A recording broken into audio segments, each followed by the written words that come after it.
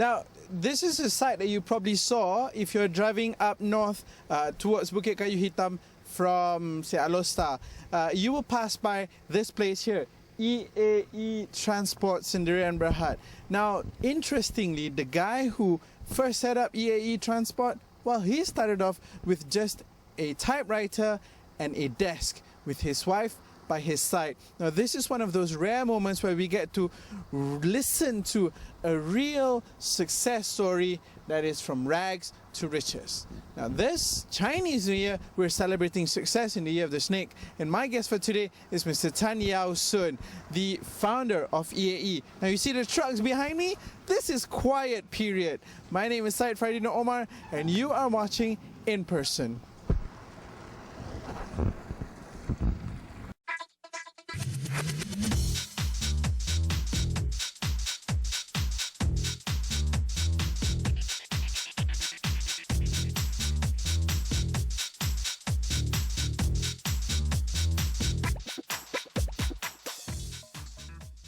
Okay, so for this particular interview, it's rather special because we're actually here in Jitra, Kedah. We've traveled all the way up north to meet up with the guy himself, and we're making do with whatever equipment that we have. The most important thing is the content is out there, and it's a very inspiring story. So it is with great pleasure that I invite Mr. Tan.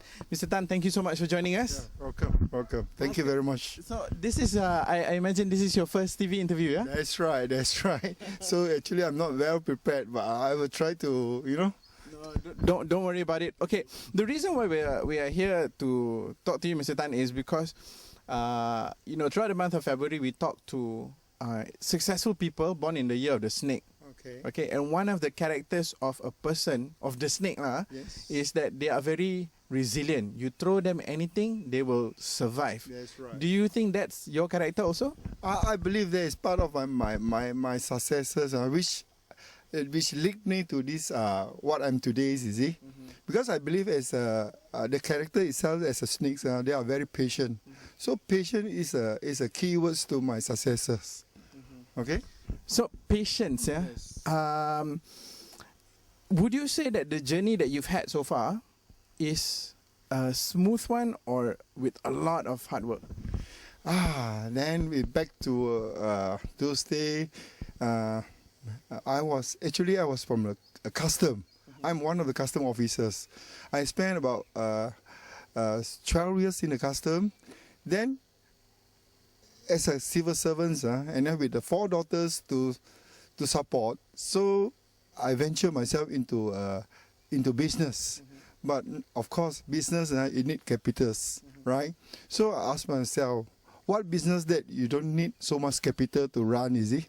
So after thinking and advice from some friends, so I come up from my previous as a civil servant's experience.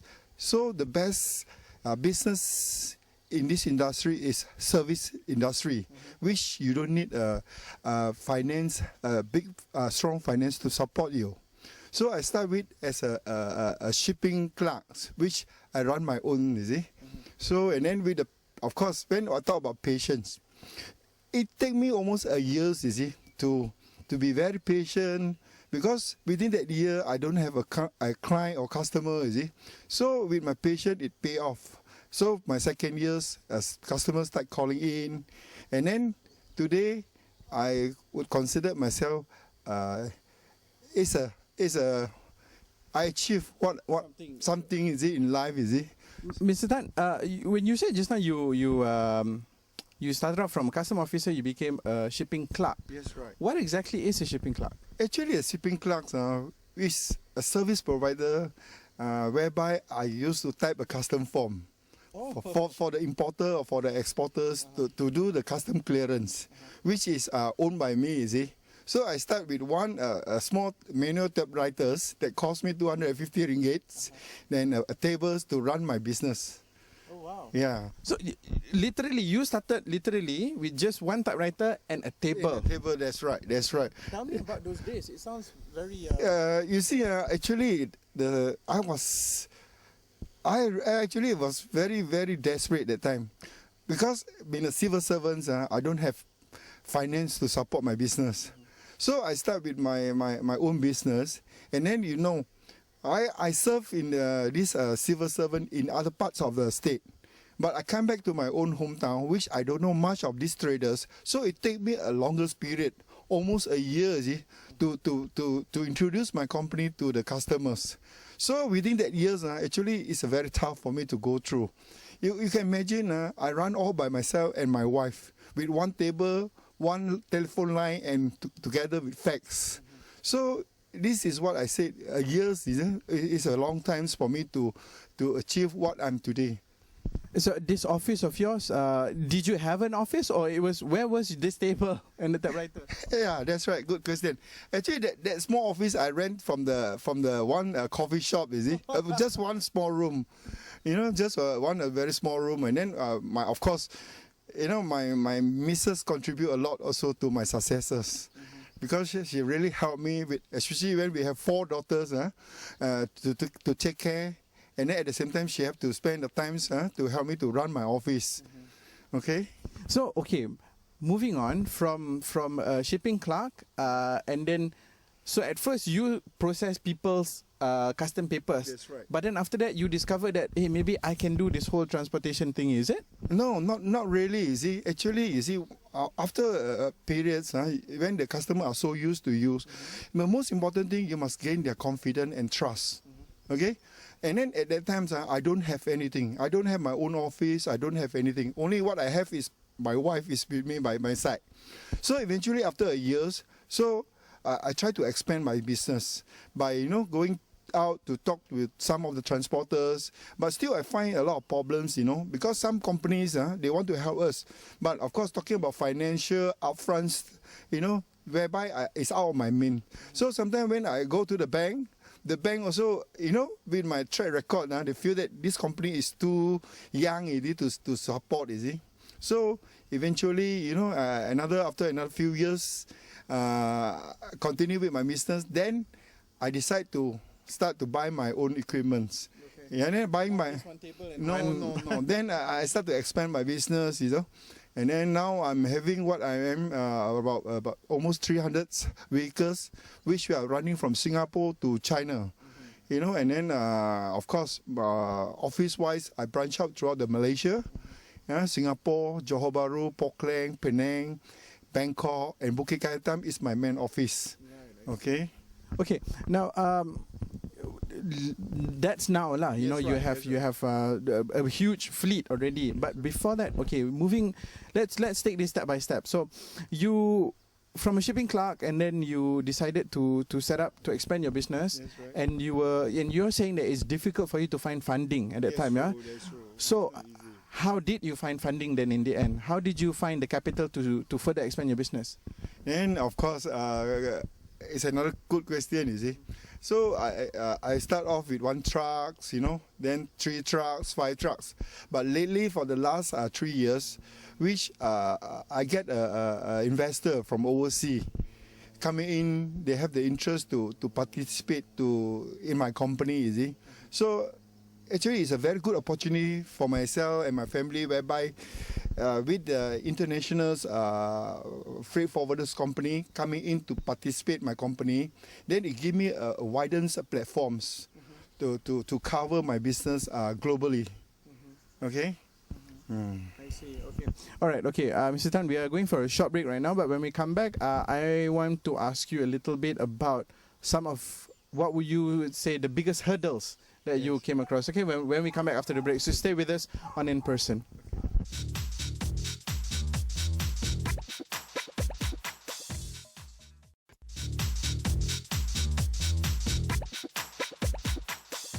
Okay, now we're back on In Person now. As usual, when I interview a successful person, we will almost all the time, discover that they have so much passion for what they do, but furthermore than that, they will also have passion for other things that's not related to work. So Mr. Tan, believe it or not, he likes to do this. He likes landscaping, and he likes gardening. And in fact, this garden over here is one of his works of art, which is precisely what we're doing over here. So Mr. Tan, dah lah, like so busy handling 200 trucks and all, and then you still find time to do the things that you love, which is, going green like this, yeah? Yes, yes. You see, normally during the office hours, 7 days a week, I have to find time for myself. You see, for instance, sometimes when in the office, sometimes all this stress, all this solution. So sometimes I find a bit of my own sweet time whereby I like to grow plants, especially the bonsai, do some landscaping on myself, you see. So I enjoy doing this very much. So when you say you do the bonsai and you growing plants, you actually literally get your hands dirty lah. That's right. That is how we enjoy, is it? Not by paying somebody to do and then you just admire the thing, is it? Yeah. So you have to do it yourself. Then you really appreciate what you have done, is it? Yeah. That is actually in life where you really enjoy your hobbies. What you do at work, it's about transportation and logistics. So everything is fast paced, and then suddenly, very slow, very relaxed. Is that the reason why you've chosen to enjoy doing greenery? I would say yes, part of it, yes. This is how, during the weekend, during my free times, so I would like to spend times on my own. So I rather do it quietly, and enjoy it myself. I see. Yes, right. Yes, right. Okay, so clearly the job that he does must have given him a lot of stress to go to something like this. So we want to find out more about the company itself, because when you go on the North-South Highway, chances are you're going to bump into one of your lorries, one of your EAE branding lorries. But it's not just about trucking. It's not just about moving goods. Yeah, you provide a whole range of services. What does EAE actually do?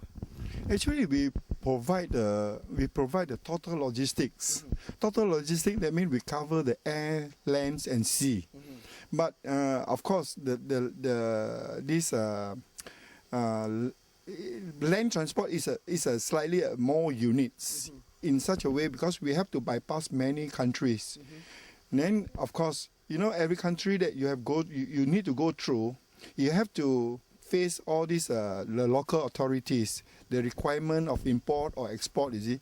This is where we are coming in as our expertise, and we give the consultancy, to convince the customer that we can handle the shipment by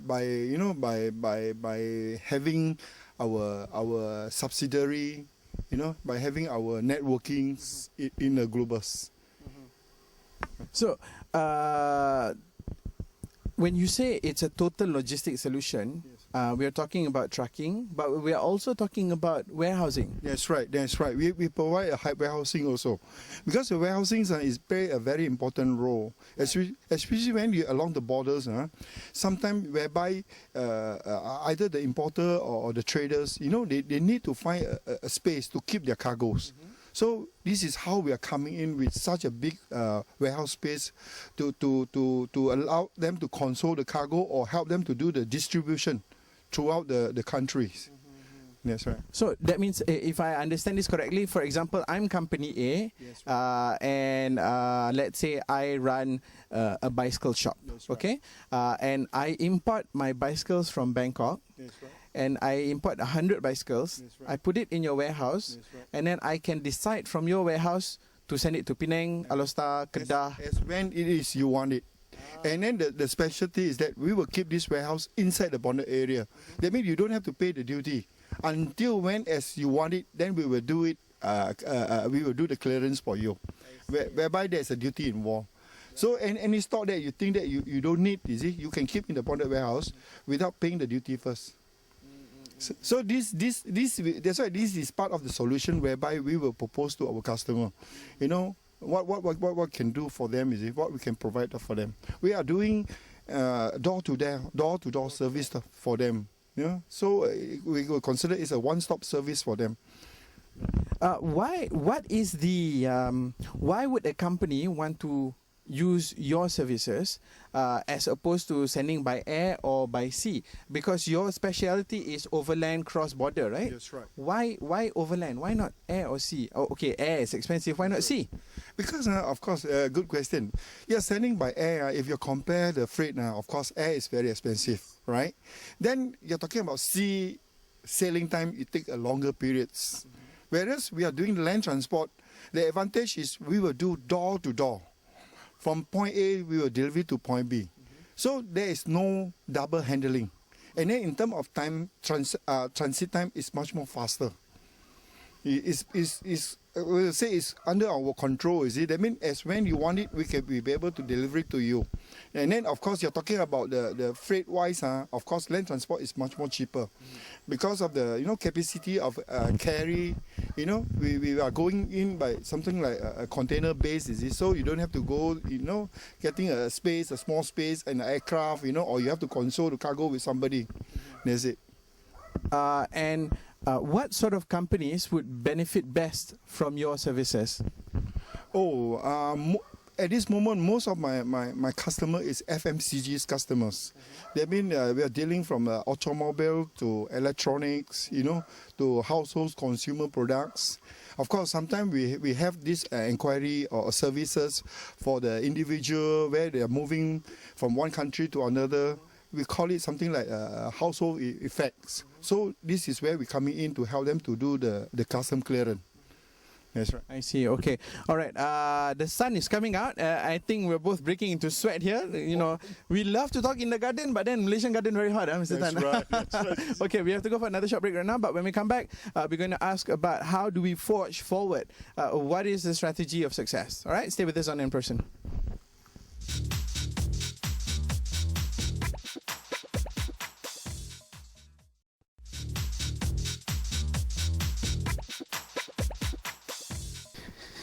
Okay, for someone who's actually very nervous about the interview, we've done quite well so far, and we covered most of the bases that we want to cover. But now let's focus about going forward. Ask any businessman out there, and what they plan to do in the next year. They'll always say, "Oh, cannot tell you, secret." Yeah, it's a secret, right? Right, that's right. It's a secret. But anyway, to me, I think, I always like to motivate my people. Because they are the one who make me become what I'm today, is it? So I think, to be fair, all these years, my staff, my business partner, they are supporting me. So I would like to bring them to the higher level if I'm able to do. That's right. That means to make sure that their life is well taken care, is it? Okay. Your when you say your staff, Yes, right. How many members of staff do you have right now, ballpark around? It's almost about 500 whole staff throughout the Malaysia only. That exclude the Thailands. Right. And your operations is throughout Malaysia and in Thailand, your offices lah? That's right. In Malaysia and in Thailand as well. That's right. But your business is from Singapore to China? To China, that's right. Right up to the China. So we are trucking something like we are taking a shipment from Singapore, go right up to the China. Right. That's right. Okay, just iklan a little bit, just out of curiosity. How long would it take to get something from Singapore all the way up to China? Assuming this is to Beijing, is it? That's right. To Beijing, it take almost 6 to 7 days working days. Yes, right. So it's not very long at all. And this is entirely overland. That's right, entirely overland. So, but of course, we have to do some changing of the equipment. You see, like for instance, like Malaysian vehicles, we can't go to Thailand. The Thailand vehicles can't go to Vietnam or Laos. You see. So, but as long as the cargo is concerned, it's intact in the container. Physically, we don't remove the cargo. We only do the lift on the container. We change the vehicles only. Right. That's right. So it's literally angkat kotak and put it on the next truck and the next truck. Yeah, I see. Okay. So China, China is a big market. It's a huge market. But do you plan to go beyond China? Of course. Especially, I consider myself as very lucky now because I have this foreigners company participate in my company. Of course, they are considered one of the largest in Southeast Asia. So with the platforms, of course, their company, their subsidiary is throughout the whole Southeast Asia. So it gives me an advantage whereby I can ride on their facilities, you see, and the networking. Right. That's right. But right now your specialization is in overland. Do you plan to make EAE the all one-stop solution even for land and sea and air as well?